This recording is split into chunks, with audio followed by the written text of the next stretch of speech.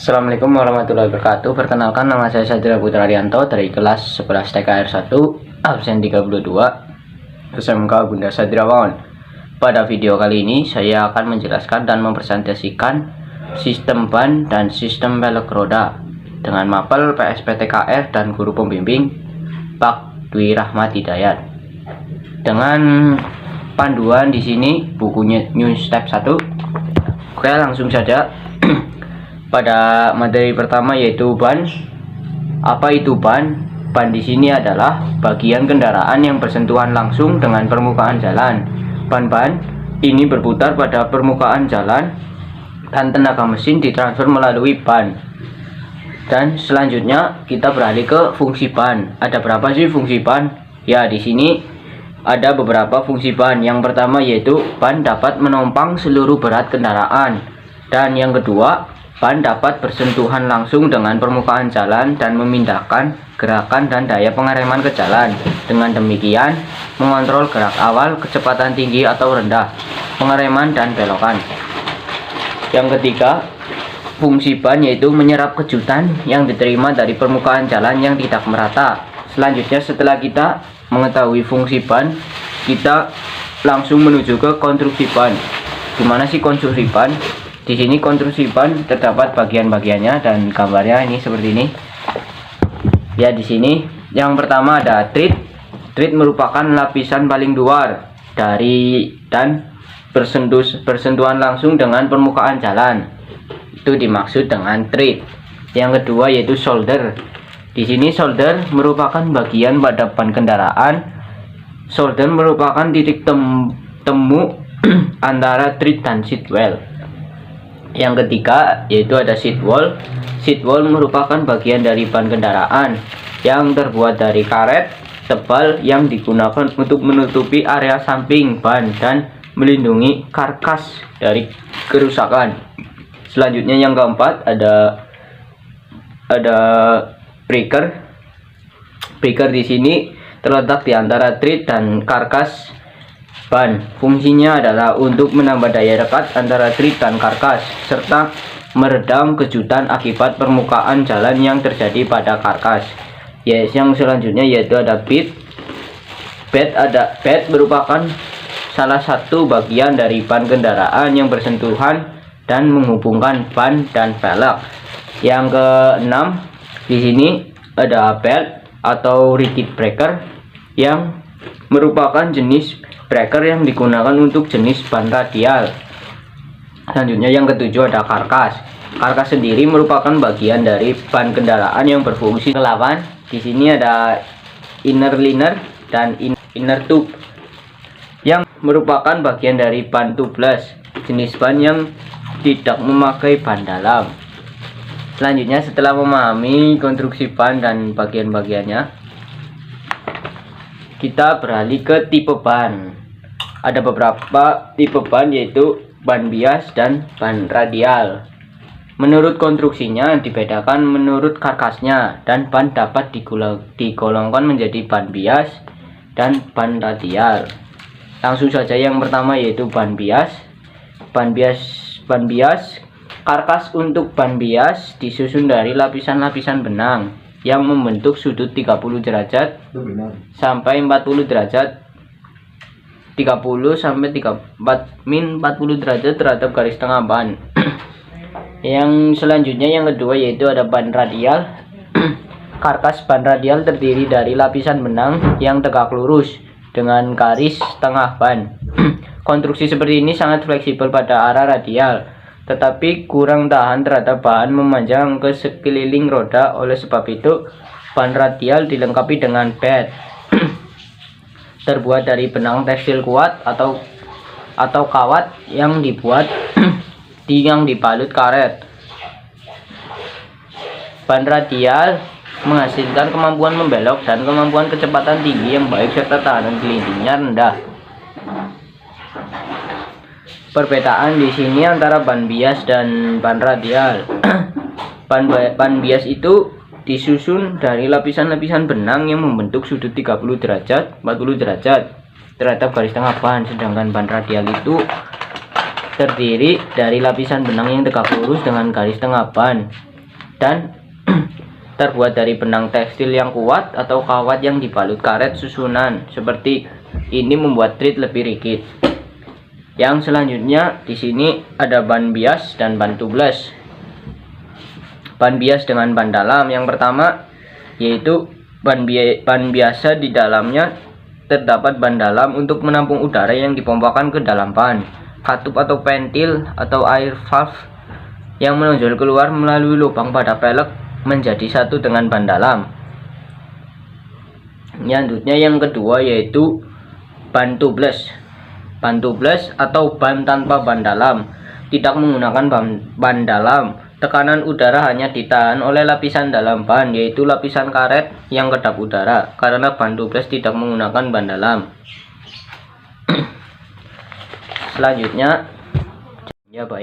Selanjutnya kita beralih ke keuntungan pada ban tubeless.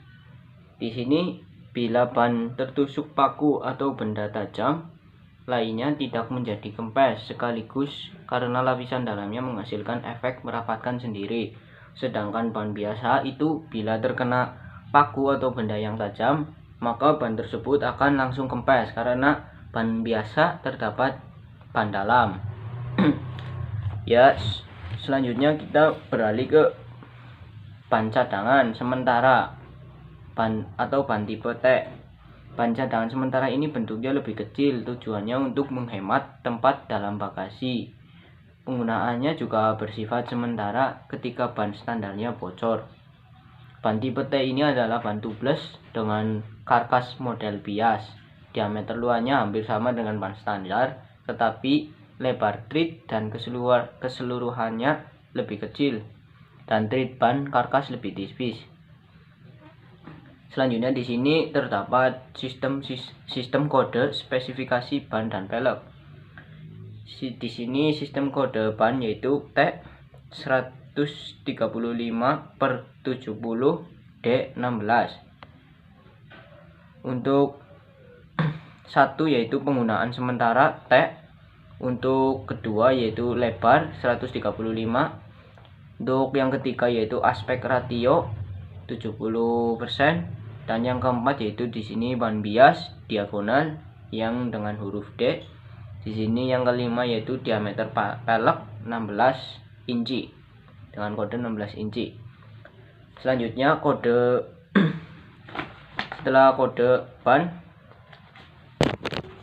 setelah mengetahui kode ban, selanjutnya kita beralih ke tindakan pengamanan ban.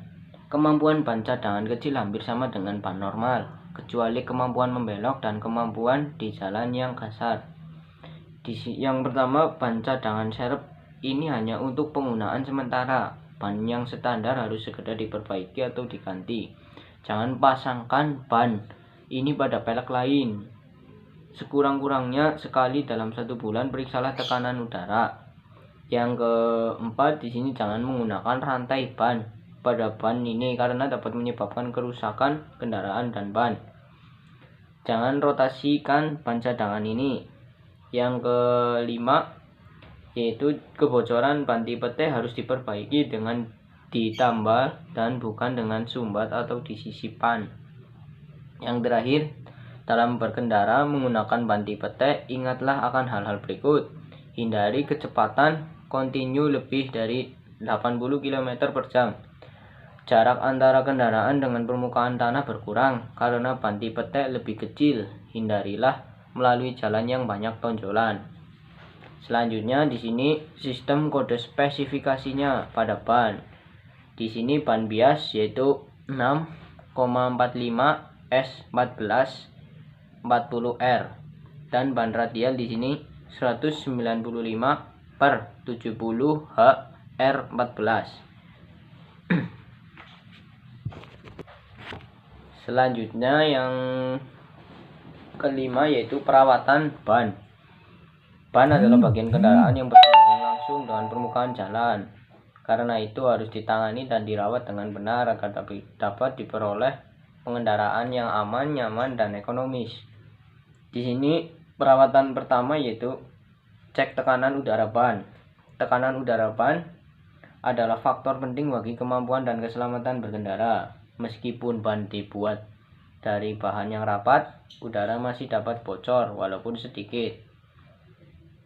Oleh karena itu, tekanan udara pada ban harus diperiksa secara teratur dan disesuaikan dengan spesifikasinya.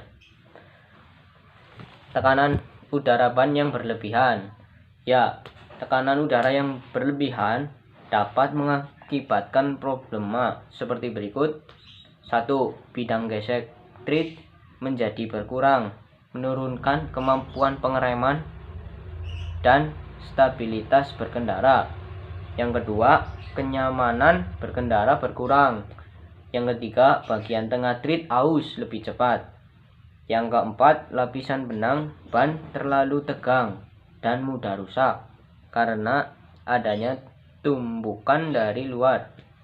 Yang kelima, lapisan karet tread mudah terkelupas karena panas gesekan yang terkonsentrasi di bagian tengah tread. Selanjutnya, ketika tekanan udara ban yang kurang juga dapat mengakibatkan problem sebagai berikut. Yang pertama yaitu gesekan ban dengan jalan bertambah sehingga menyerap tenaga dan menghabiskan bahan bakar lebih banyak. Yang kedua, kemudi bertambah berat. Yang ketiga, tepi ban aus lebih cepat. Yang keempat, ban juga menjadi terlalu lentur sehingga temperatur dalamnya bertambah. Bila tekanan udara ban rendah sekali dan kecepatan kendaraan tinggi, ban dapat pecah sehingga dapat membahayakan pengemudi.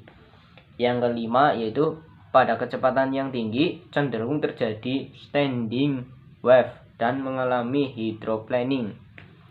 Oke, selanjutnya yang ketiga, kita harus selalu sering memeriksa tekanan udara ban karena tekanan udara ban juga berpengaruh pada keselamatan kenyamanan dalam berkendara.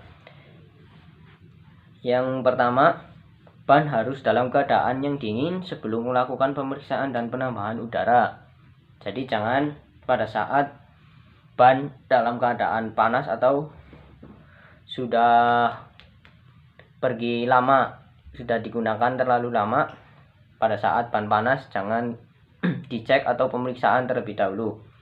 Yang kedua, pergunakan selalu pengukur tekanan ban menggunakan tire pressure gauge dan jangan hanya diperiksa secara visual saja. Yang ketiga, sesuaikanlah dengan spesifikasi dalam pedoman reparasi, lembaran data servis atau pedoman pemilik kendaraan untuk mengetahui tekanan udara ban yang benar dan bermacam-macam tingkat beban. Oke, baik. Yang terakhir di sini terdapat rotasi ban. Untuk rotasi sendiri itu ada dua, rotasi pada ban bias dan ban radial. Itu berbeda ya. Untuk ban bias itu yang pertama dapat dipindahkan dari satu sisi ke sisi lainnya. Sedangkan yang kedua di sini ban radial itu berbeda. Bila ban radial dipindahkan ke sisi lain akan menimbulkan suara berisik dan akan menjadi cepat rusak sebab arah putaran roda menjadi berlawanan dengan arah semula. Karena itu dianjurkan melakukan rotasi ban radial itu ke arah sisi yang sama seperti diperlihatkan pada gambar tersebut ini di new step. Baik, setelah sistem ban, selanjutnya kita ke sistem pada pelek roda. Di sini pelek roda yaitu ban tidak dapat dipasang langsung pada kendaraan tapi dipasang pada roda-roda, biasanya pelek, disk atau yang biasa disebut disk well. Karena roda merupakan bagian penting yang menyangkut keselamatan mengemudi, maka harus cukup kuat untuk menahan beban vertikal dan horizontal, beban pengendaraan dan pengereman, dan berbagai macam tenaga yang bertumbuh pada ban. Di sini terdapat dua tipe pelek roda. Pelek roda dapat dibedakan menurut metode pembuatan dan bahannya. Ada dua tipe yang umumnya digunakan sekarang, yaitu baja press dan campuran besi tuang slag alloy. Yang pertama kita menuju ke pelek baja press. Pelek tipe Pelek tipe baja press atau yang biasa disebut preset steel disc well ini terdiri dari rim yang dilas ke disc. Disc dibuat dari lembaran baja yang dipres. Konstruksi seperti ini mudah untuk diproduksi dalam jumlah yang banyak. Pada umumnya kendaraan menggunakan tipe ini karena tahan lama dan kualitasnya itu merata. Yang kedua, pelek dari bahan campuran besi tuang. Pelek Castlake Low Disc Well ini terbuat dari bahan campuran, terutama dari aluminium atau magnesium. Pada umumnya digunakan untuk mengurangi berat dan menambah penampilan kendaraan. Baik, lanjut. Kita beralih ke sistem kode spesifikasi pada pelek ya. Ukuran pelek terletak pada permukaan pelek itu sendiri, biasanya meliputi lebar, bentuk, dan diameter pelek. Di sini kodenya yaitu 41/2 min JX13. Yang kedua 5.50 FX15 SDC. Untuk keterangan sendiri, satu lebar pelek dalam inci yaitu ada yang 41/2 dan ada yang 5.50 inci. Yang kedua keterangannya yaitu bentuk flange pelek. Di sini bentuk flange pelek yang pertama yaitu J dan yang kedua ada juga yang F. Yang ketiga keterangannya yaitu diameter pelek dalam inci. Di sini diameter pelek yaitu 13, bisa juga 15. Dan yang keempat yaitu tipe rim. Tipe rim di sini yaitu SDC. Ya, mungkin sekian video dari saya. Apabila ada kata-kata yang salah mohon dimaafkan. Sebelum menutup video kali ini, kita terlebih dahulu melakukan yel-yel. TKR disiplin, komitmen, kompeten. TKR jaya jaya jaya. Bunda Satria luar biasa. SMK bisa, SMK hebat, SMK luar biasa. Terima kasih. Wassalamualaikum warahmatullahi wabarakatuh.